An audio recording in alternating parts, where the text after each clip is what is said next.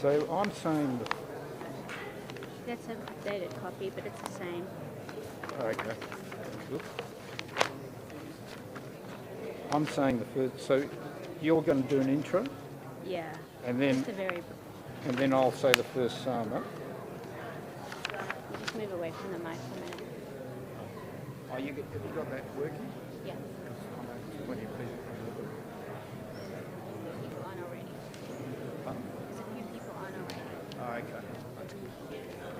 Well, both of my boys are coming on.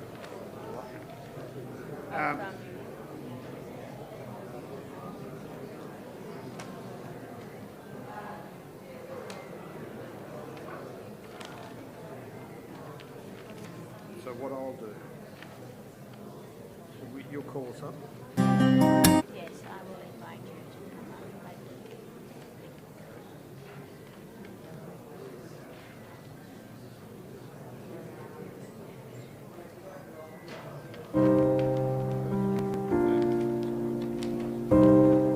So, which one you got? Yeah, I made a few adjustments. Yeah, that's a bit easier for me to read.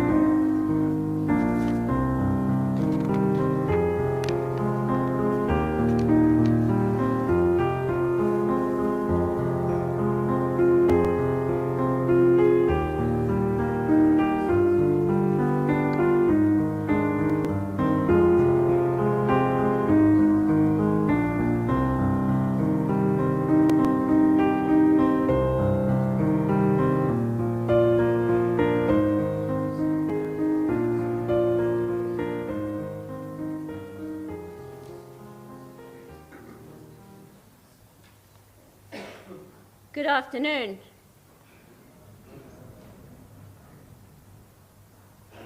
Let's try that again. Good afternoon. Thunder, lightning, rain. I think that perhaps Ron is trying to send us a message. He wants to be heard. He wants to be felt, his presence. But he did send me another message, and I've had it confirmed by Isaac. Goran came to me through Isaac and said, if you're sitting at the back, you have to come to the front. He also said that he'd be very upset because the parking outside is terrible and parking was very important to Ron.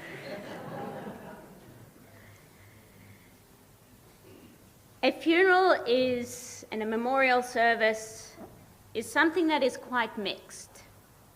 It's meant to be tears, it's meant to be sadness, but it's also meant to be a time of reflection where we might focus on fond memories, where we might take that and that brings a smile to our faces, to our eyes. It might be that moment where we really do think about our loved one and we think about Ron. It is fitting that we are here, having the service here at Temple David, because if you take a moment and turn around and look up, not at the camera, we are live streaming, but if you look up at that board, in the middle, you'll see Ernest Wilson and Edith Wilson, Ron's parents and Les's parents. They were founding members of this congregation, Temple David. And for this service to be here and for us to pay tribute to a man that felt very strongly about community in general. Let me put it in those words. Community in general. But about Temple David, about the Morris Zephert home, about Rotary, and even spending time with you, Michelle, going to church. And the communities that you were a part of too, and for your families. Your family is scattered across the world at the moment with Les's, and there's two of your sons that are in Europe. I know that they're watching through our live streaming of this afternoon's service. But we are here, not just as community, but as one, as echad, as one people to support an amazing family through grief. Grief through love, through companionship, and through what this time is meant to be about. We're not meant to be alone. And Jewish mourning in particular means that from when we're at the cemetery this afternoon to here, to the meal of condolence upstairs in our function center afterwards, doesn't end there. We're meant to continue to reach out to the Wilson family for the next 7 days and 30 days and for the next year. And then on the anniversary of Ron's death, we will call out his name on that Shabbat for eternity. And so what we shall do today is share words of memory, hear about his life. This was put to me, the multifaceted aspects of his life. Hear about stories, but also share some words from the Bible, from Psalms, from Ezekiel, and also a beautiful song, Hashkivenu, from the Jewish prayer book, which is about going to sleep.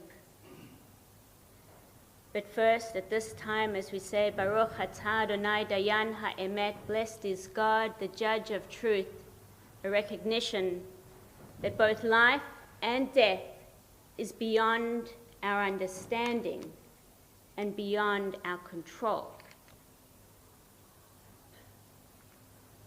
We are here. We are here in the fullness of our life, and in the inexplicable nature of death, but knowing that it's something that happens to all of us. Our first psalm, Psalm 24, I'm going to invite Ron's brother Les to share these words from Psalm 24, and then a few words about Ron's life.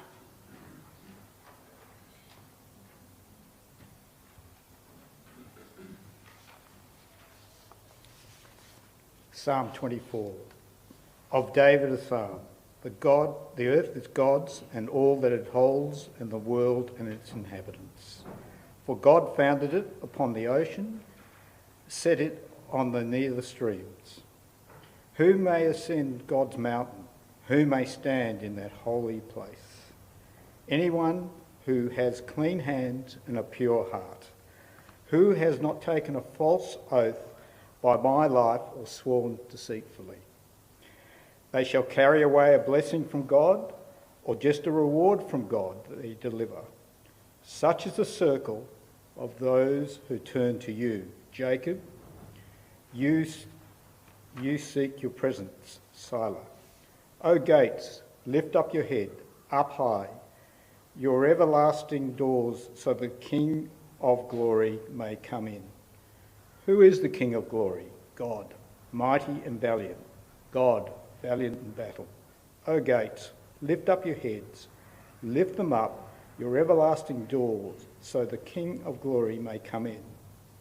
Who is the King of glory? God of hosts is truly the King of glory, Salah.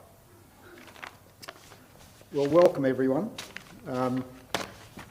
As Kim mentioned, Mum and Dad were foundation members. Ron has been a member most of his life.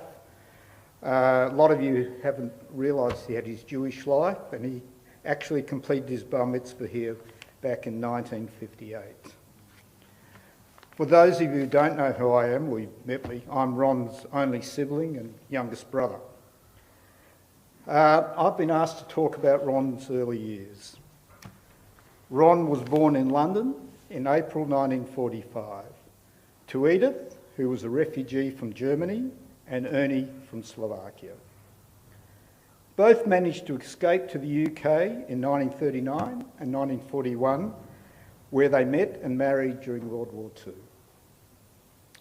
After the war, when Ron was 4, they resolved to start a new life far away from war-torn Europe as possible, as many would appreciate. They changed our surname from Weiss to Wilson and migrated to Perth in Australia in 1949.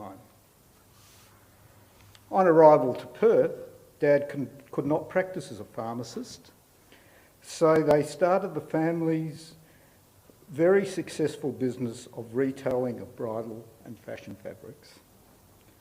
And in fact, we have Andrew sitting in the second row, whose father was in partnership for the first several years with Mum and Dad. In 1954, Ron started Year 3 at Hale School, and we have so many of his mates here. I was born in June of 54, 9 years after Ron. When asked why such a large age gap, Mum simply said she had 2 mistakes, which she was forever grateful for. Ron attended Hale for 9 years and was I found out he was a high achiever both on and off the sporting field. He was an accomplished wicket-keeper for the first 11. He played first 18 football and represented the school in both athletics and tennis. And for those of you who know me, he clearly got the sporting genes. In his final year at school, he was a school prefect. He also excelled academically, winning numerous awards. He gained entry to Waite, which many would now know as Curtin Uni, to study pharmacy, which he successfully completed in 1967. And again, he's got many pharmacy friends here today. I have fond memories, personally, of Ron's uni days. As Mum and Dad were at work in the shop, as they always did, I'd be at home on the weekend, and he would often take me with his friends on the family boat Shirley water skiing in the Canning River, and some of you would remember that. He would sometimes babysit me, which often was a good reason to invite his friends around for a party. He loved to party. On completing his degree, he worked as a pharmacist for several years. In 1969, he headed to the UK and Europe for the Australian rite of passage of a working holiday in London with your friends. In the 60s, the family business had spread to Melbourne, and coincidentally, on Ron's return from overseas, Mum and Dad was in urgent need of a manager to run Melbourne. Ron was up for the challenge, and so started his involvement with Wilson Silkfair. Ron was known amongst his friends as the great communicator who maintained a close association with his friends till his final days. One of his mates messaged me, "I have fond memories from our younger days of Ron ringing every Thursday night. Not just me, but everyone he knew. I don't know how it was for everyone else, but Ron had the knack of calling just at the time you were doing something else. And talking with Ron on the phone, by the way, was never a brief affair. Nevertheless, his call was always very welcome. Reasons being that his multiple calling ensured that he knew every party, dinner, ball, or whatever other event was on that weekend, and he made sure that everyone else knew everything that was on that weekend, making it an absolute certainty that he didn't miss out on anything, and so did neither of us. So due to Ron's industrious efforts, we all saw a lot of each other and had a wonderful time together. And it was all down to Ron's semi-obsessive organisational ability. We loved him for it and for his loyal and enduring friendship over the many years that followed. Personally, I enjoyed picking Ron up on a Tuesday morning and having coffee and banter with up to a dozen of his old school friends, many of which are here today. In conclusion, a lovely memory for my family was 2 years ago when Ron and Michelle attended our youngest son's wedding in Greece, and we enjoyed a wonderful week in Nilos together. Rest in peace, Ron.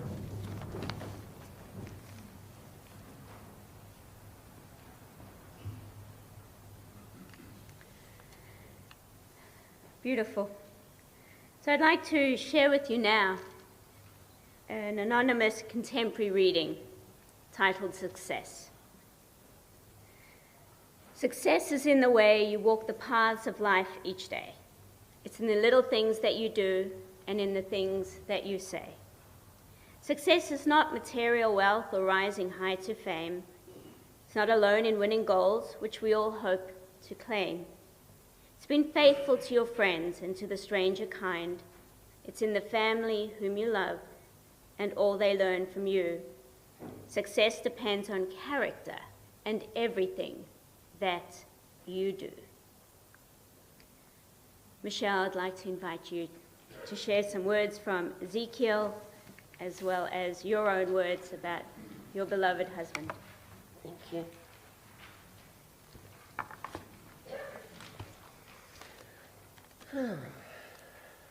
Firstly, I'd like to apologise. I sound like Kermit the Frog. I've got a bit of bronchitis, so yeah. Anyway, I'll do my best. I hope you can hear me. Firstly, the reading from Ezekiel. It's called The Promised Return of Israel. Therefore, say, this is what the Sovereign Lord says.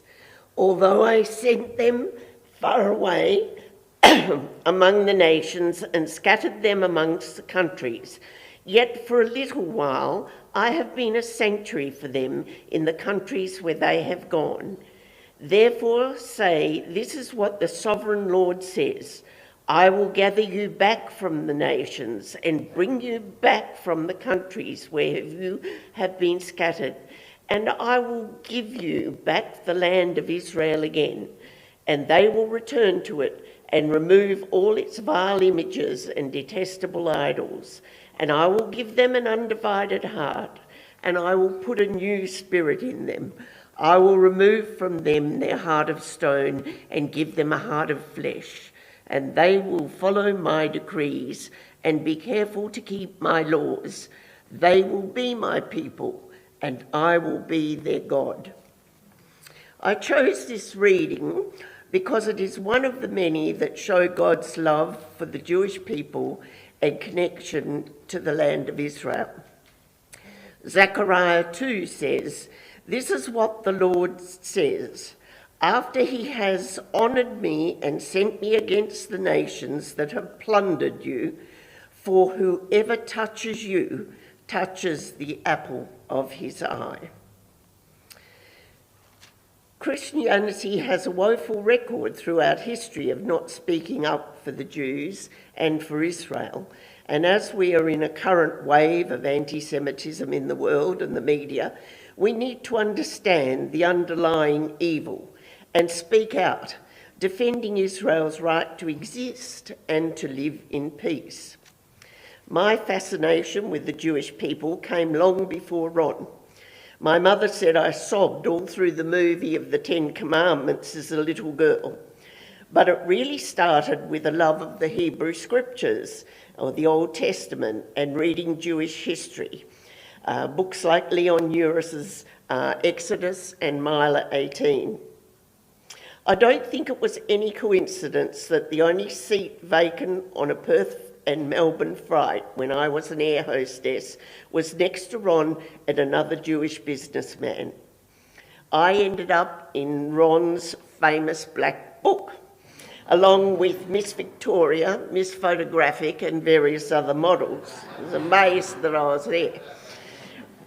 Les talked about Ron's early years when Edith and Ernie met in London and the family emigrated to Australia.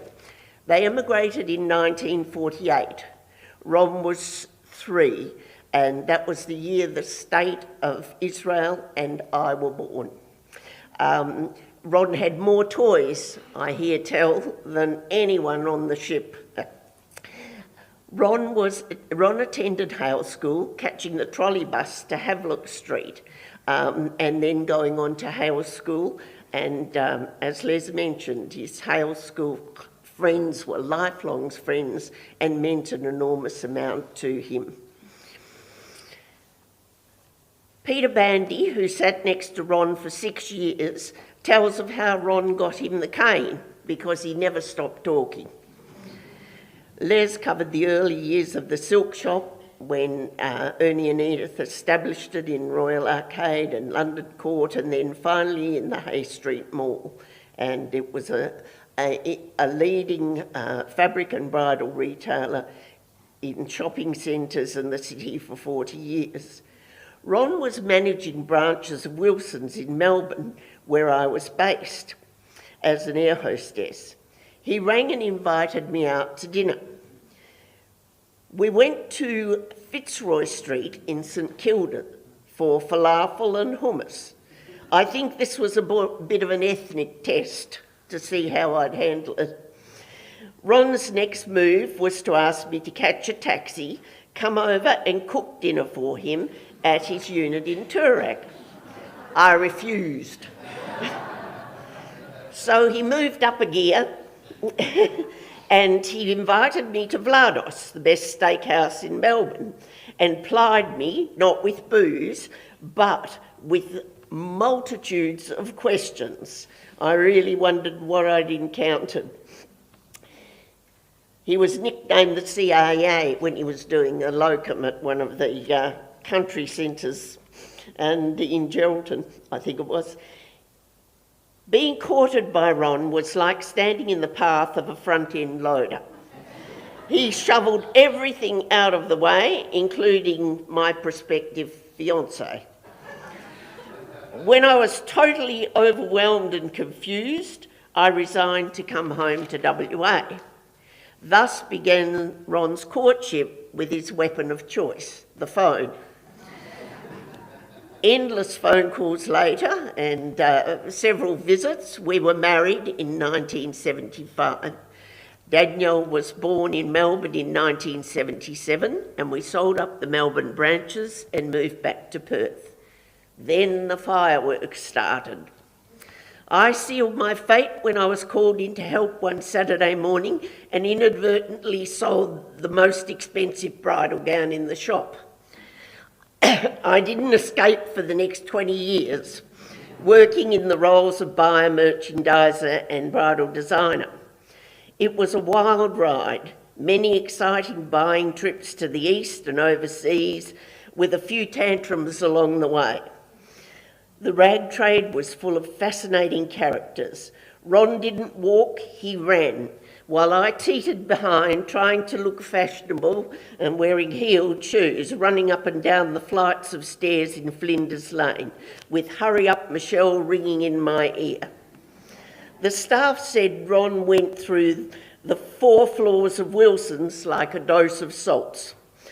I thought I would write a book called My Life with the Schmutniks. Translation: Schmutnik is someone in the rag trade, schmutters. Monique thought the title should be The Shiksa in the Mikveh. Translation: a Gentile female in a Jewish ritual bath. And a bath it was. Ron was a character. He could be relied upon to say the most inappropriate thing at the most opportune time. Many a Rotarian would roll their eyes during his speeches, or when he was asking probing questions of a guest speaker. He was a dynamic leader. He had great intuition and perception. He got things done. When the Rotary Club of Dalkeith was floundering, he called a meeting of all the ex-presidents at our home and was then asked to become president for a second time. He was awarded 3 Paul Harris Fellowships for service. As the second president, he filled all the committee positions with volunteers. Pec Go said to me, "I just couldn't refuse Ron." So the Rotary Trust was established under Ron's presidency, which donates thousands to charity every year.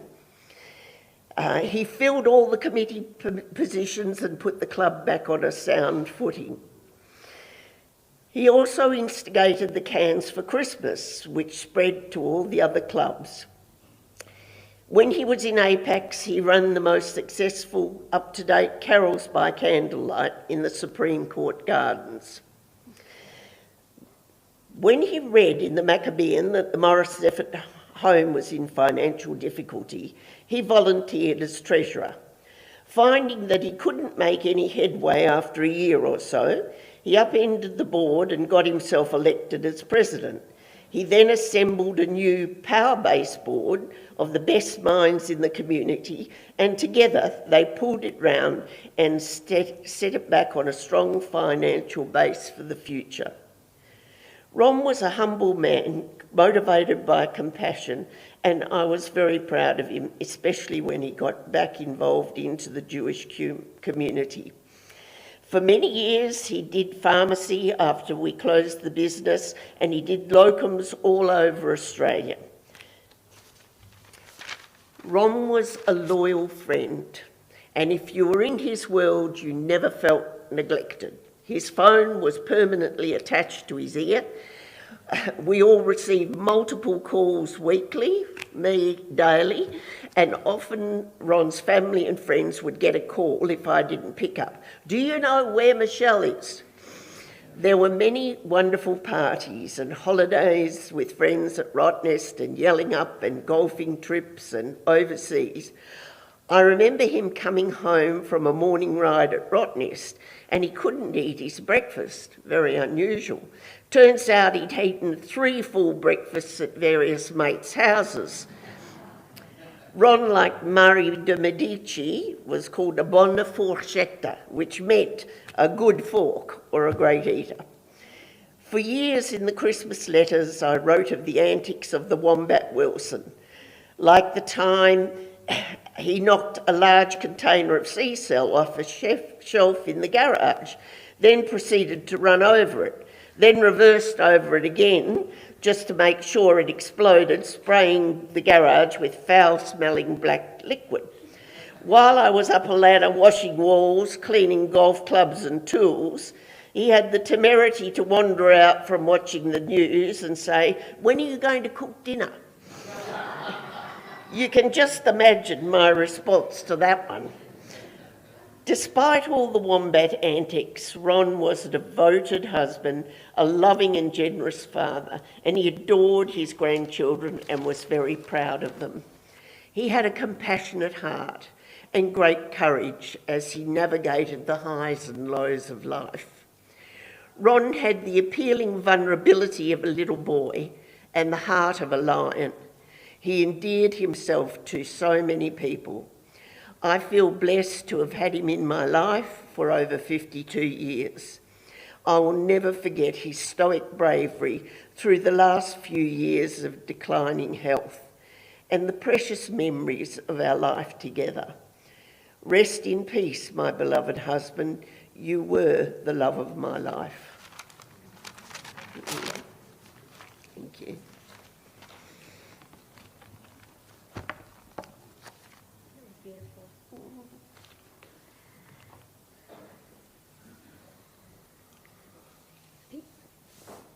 We're going to hear a few words now from Monique,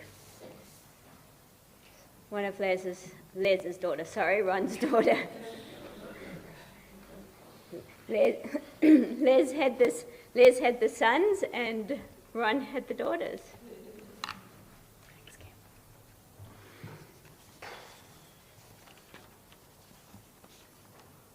As it is written in Sefer Kohelet, there is a time for everything and a season for every activity under the heavens. If you knew my dad, you knew he had a complex relationship with time. Everything was urgent, yet he was always asking you to slow down. Only as I listened to other people talk of Dad did it dawn on me that we all experienced him in a different season, at a precise moment in his story that crossed over into ours and shaped us forever. Today we share this sacred time to gather the scattered stones of our lives, to embrace each other while respecting those who wish to refrain from embracing. The Jewish tradition is one of remembrance, both of trials and the overcoming, and Dad was an unrepeatable, unique specimen of a human being. Within him, he often held the tensions of many competing weather forecasts, a time to plant and a time to uproot, a time to tear down and a time to build.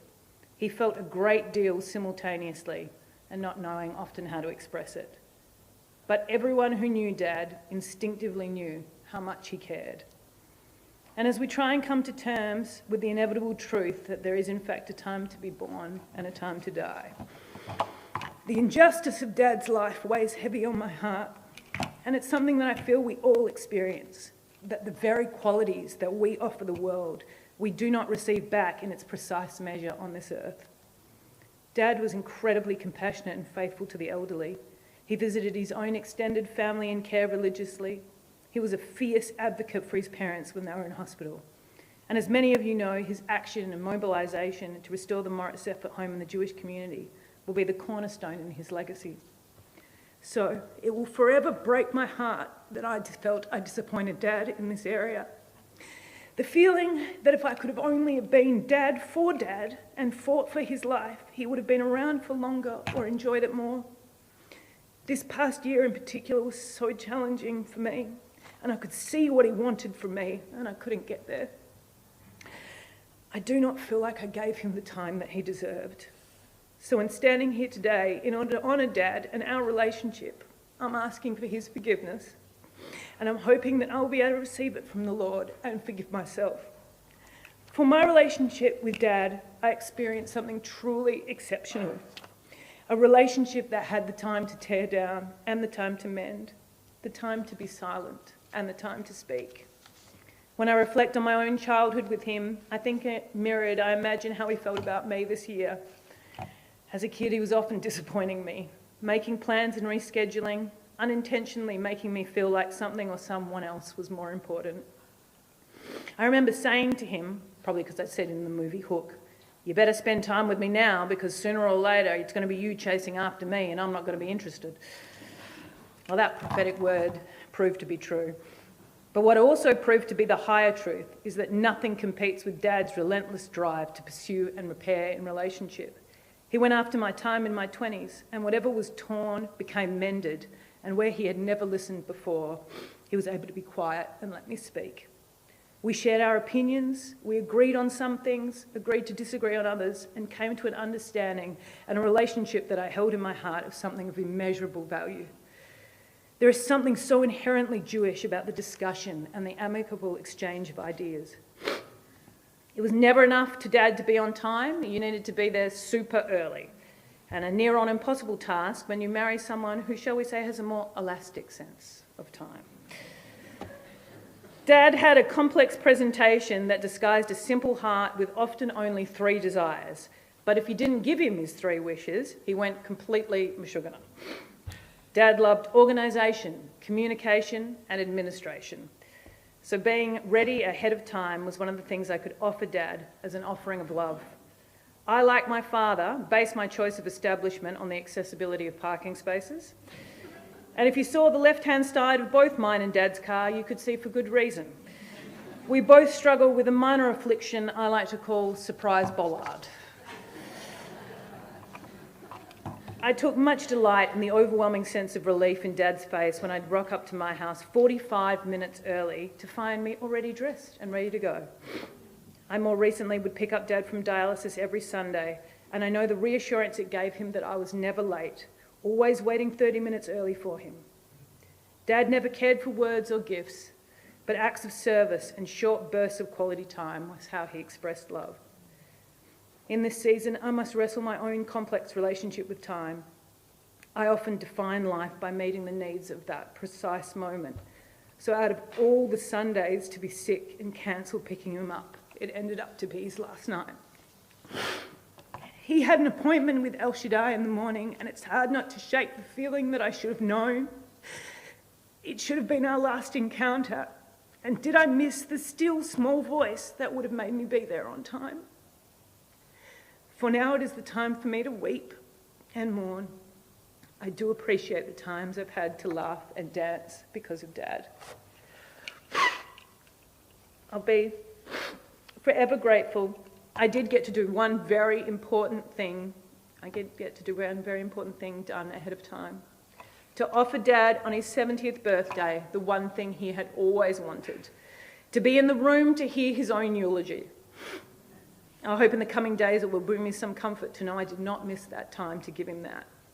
Honouring my parents' ruby wedding anniversary and Dad's 70th was probably the best experience I've had giving a speech. Because I had a realisation halfway through that every single joke was getting a collective response. And suddenly it became clear that these were not merely funny stories to the people in the room, but this was their lived experience, for they had all known my parents for longer than I had. Dad was privileged to receive a bevy of wonderful speeches in his lifetime, many from the hearts of those here in attendance today. He was thrown elaborate parties, given beautiful gifts and taken incredible places. The abundance of his experiences can be largely attributed to my mother and her inexhaustible capacity to create life and colour and joy around him. Watching my parents do life together has at times been a battle. It always looked like there could have been easier ways. In that anniversary speech, I referred to their love story as if Batman had married the Joker. The expression, when an immovable object meets an unstoppable force, seemed like the best way to describe them. And like all marriages, there were of course gaps of needs that the other couldn't meet. As a kid, I would ask Mum, longing to hear a tale of romance, "Mum, why did you marry Dad?" And she would answer back then with the same words I've heard her utter so many times this week. Nobody ever needed me as much as he did. Dad was an incredible outsourcer of needs, especially when those needs involved work. And in doing that, he attracted himself the hardest working and capable individual he could find. I was 12 years old when Mum threw Dad an incredible 50th birthday party, a double-decker bus taking a magical mystery tour of his life, Trays of giant canapes she made herself floated down the aisle, whilst hilarious conductors spun tales of Dad's childhood. And Mum and Dad threw amazing parties in the 80s and 90s. I was considerably put out that each time I was chuffed off and not allowed to attend any of them. Even Danielle's 18th, I was put inside as I was apparently too young to hear the content of the speeches. What, may I ask, could they contain that I hadn't already heard at the dinner table? But at Dad's 50th birthday, I got to get in my red sequins and get on the dance floor of the infamous Club Bayview. And to my absolute delight, I sat on Penny Williams' lap and I heard all the speeches, complete with all the rude bits. And the pictures I have of Dad watching his best friend stand up and speak on his 50th are priceless. It's one of the only times I saw my father laughing out aloud. Dad was extremely good at picking the right people to be in his life, and his friends are a testament to that. They are all loyal and hilarious. It was my experience as a 7-year-old watching the football and listening to the Roy and HD level commentary from Dad's mates that quickened my palate for Aussie humour.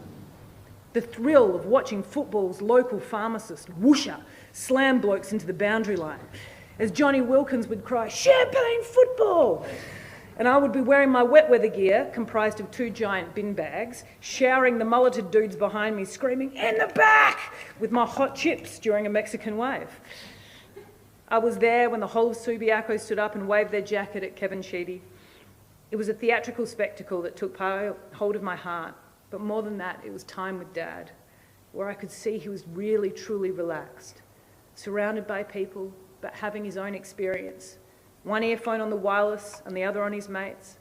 Him and I were together, but in our own world, participating in something bigger than ourselves. Dad himself was never intentionally funny, but often very funny, in spite of himself. The mere sight of Dad charging through Dalkeith Tennis Club to get to the front row for the parade, carrying a quiche and a fag in one hand and a diluted white wine spritz in the other.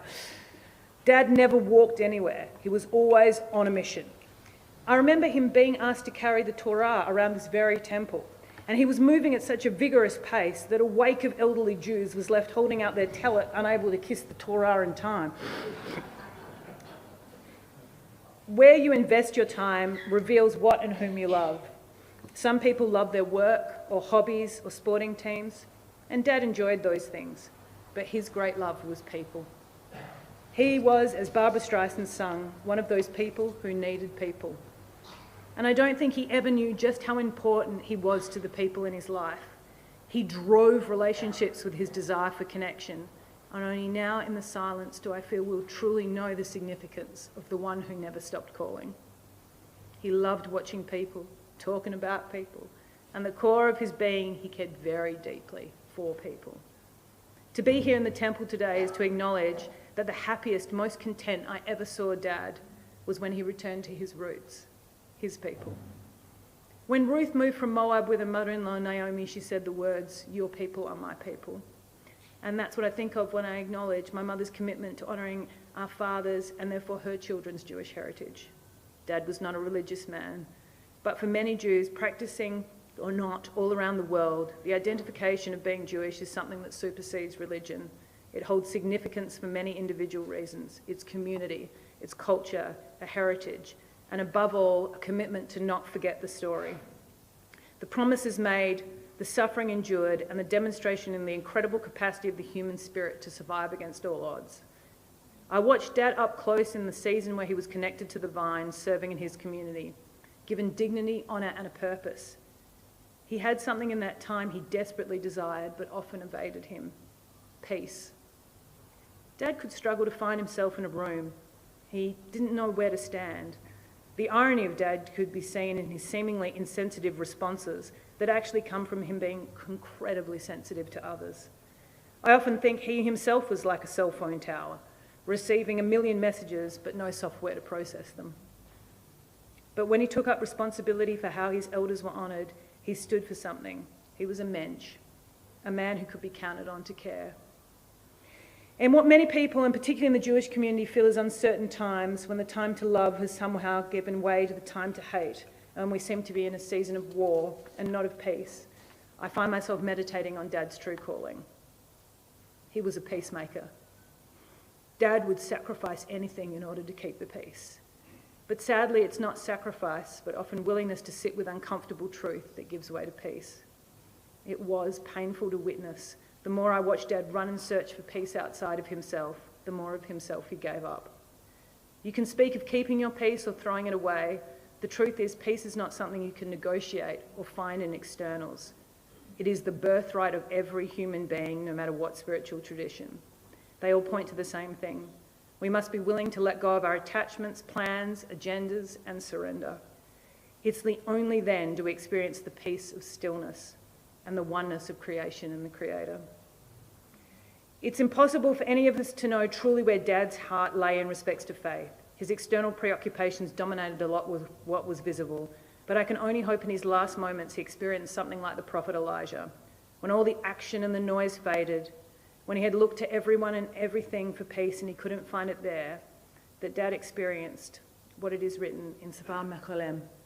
And behold, the Lord passed by, and a great and strong wind tore into the mountains and broke the rocks before the Lord, but the Lord was not in the wind. And after the wind, an earthquake, but the Lord was not in the earthquake. And after the earthquake, a fire, but the Lord was not in a fire. And after the fire, a still small voice. My hope that in his final breath, he heard the words of the psalmist that bring true rest. Be still, Ron, and know that I am God. Dad was a man, in the prophet Isaiah's words, whom a bruised reed he would not break, and a dimly burning wick he would not quench. He did not throw away friendships or people because they were difficult or could no longer value add to the culture, as they would say. He stood with his life for the intrinsic value of a human being. I believe when someone passes, a unique part of their spirit pulls back into the world, and for in Dad's death, I believe, will bring forth the greatest justice in telling the truth, and that will make way for a peace that cannot be shaken. For I myself can only speak to the truth of my own heart, and I wish that his final years were different. In particular, I wish this last year had not been one where I was pushed on so many fronts. I wish I could have sacrificed more time for him. It was my heart's desire, but I allowed other things to get in the way. So today, in the shul, I offer up my repentant heart. I'm sorry, Dad, that I let you down. I can only have peace in saying that truth out aloud, and I know that he would forgive me, because forgiveness came naturally to Dad. He could not bear a relationship to remain broken. But as he's gone, and I cannot take my offering to him, I must take it to the one whose truth supersedes feeling and whose presence transcends time. So in the words of King David, whose name is given to this temple, you do not delight in sacrifice, or I would bring it. You do not take pleasure in burnt offerings. My sacrifice, O God, is a broken spirit. A broken and contrite heart, you, God, will not despise. I carry the broken heart of my Father in heaven and on earth in my heart today, believing together they are finally whole and as one. Baruch atah Adonai Eloheinu melech haolam.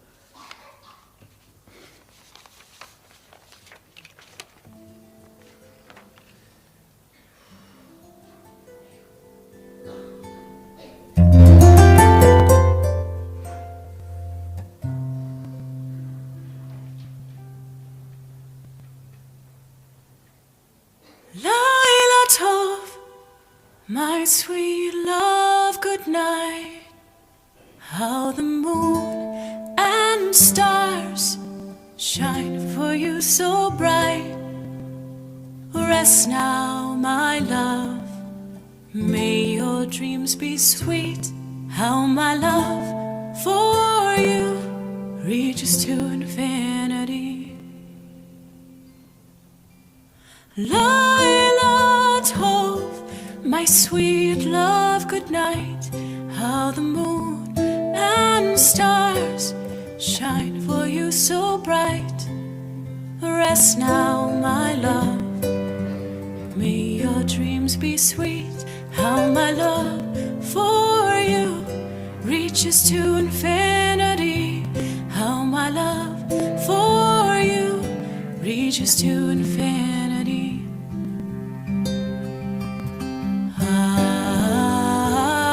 Ashkibenu Adonai Eloheinu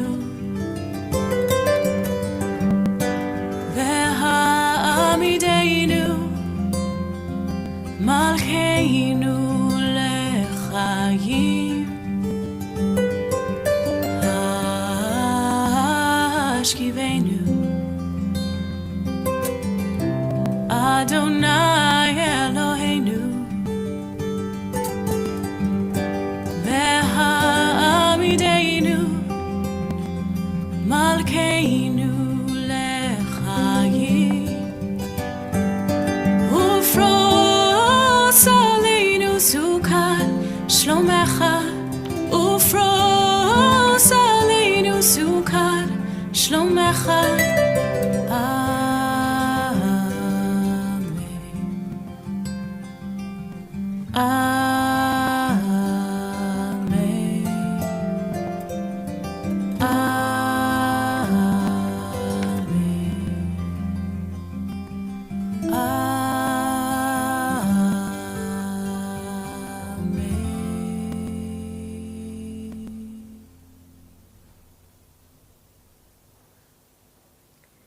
That last piece, Hashkivenu, ask God to protect Ron as he goes to sleep, as he goes to his final resting place. It mirrors what we shared at graveside earlier this afternoon to the El Maleh Rachamim, God full of compassion. The artist Ilana Jagoda is a Jewish musician who's well known within the contemporary music community. I share contemporary reading. Not how did he die, but how did he live? Not what did he gain, but what did he give? These are the units to measure the worth of a man, regardless of birth. Not what was his station, but had he a heart? And how did he play his God-given part? Has he ever ready with a word or a good cheer to bring back a smile, to banish a tear? Not what was his shrine nor what was his creed, but had he befriended those really in need? Not what did the sketch in the newspaper say, but how many were sorry when he passed away.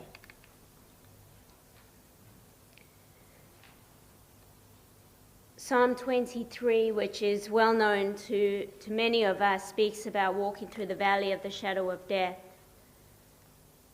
The valley of the shadow of death is a metaphor for grief and for a time of mourning. And for each one of us that knew Ron, it's different. For his immediate family, that valley is deep and it's long. For those of us who only knew him a short amount of time, perhaps that grief is there, but it's not as deep, but we still miss him. And so however your relationship was with Ron, I invite you to reflect on the words of Tehillim Kaf Gimel, Psalm 23. Mizmor LeDavid, Adonai ro'i lo echsa, binot eshe yabetzeni, al mei menachot yanhaleni, a psalm of David. The Lord is my shepherd, I shall not want. God makes me lie down in green pastures and lead me beside still waters, renewing my life, guiding me in the right paths as befits the divine name. Though I walk through the valley of the deepest darkness, I fear no harm, for you are with me, your rod and staff, they comfort me. You spread a table before me in the full view of my enemies. You anoint my head with oil. My drink is abundant. Only goodness and steadfast love shall pursue me all the days of my life, and I shall dwell in God's house for many long years.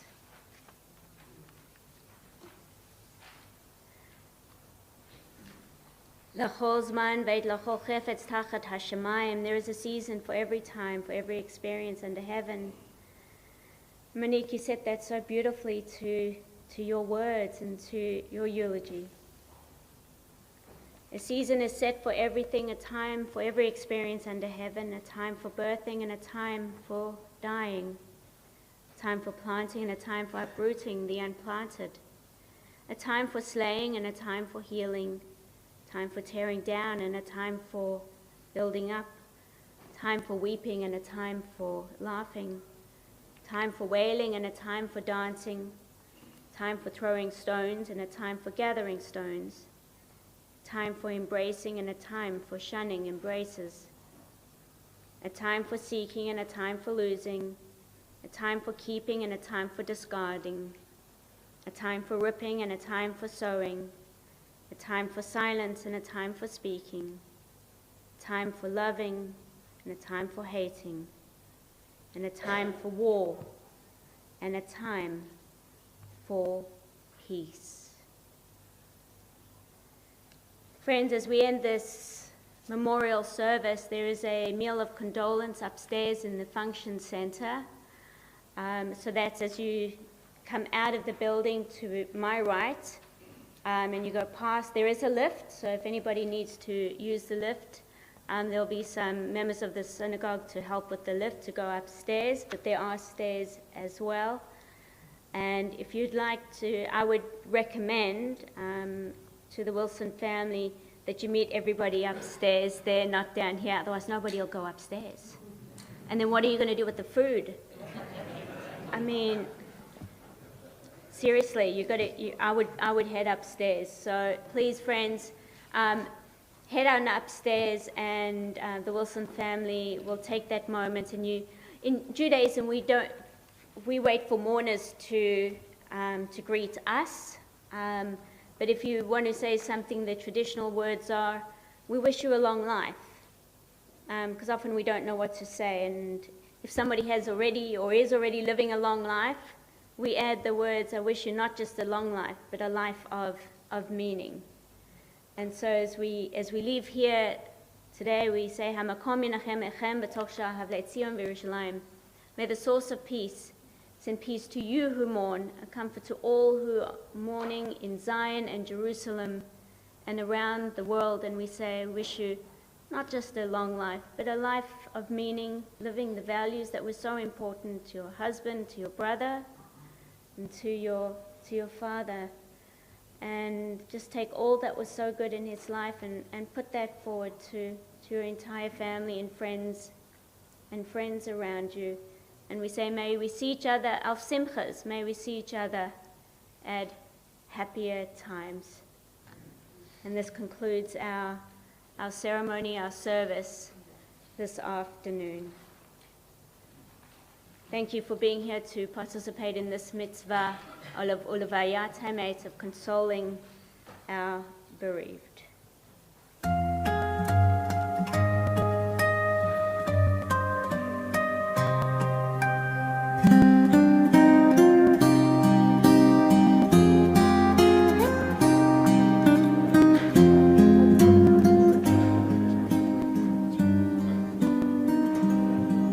Everybody, just for a moment, we've got a childcare down the street, Marjorie Mann. Some people have parked in their bays and parents are coming to pick up their children. If you have parked down there, can you kindly maybe move your car? We do have some spots in here, so if you just drive up, I will be at the gate to let you in. If you've parked down there, that'd be fantastic. Thank you.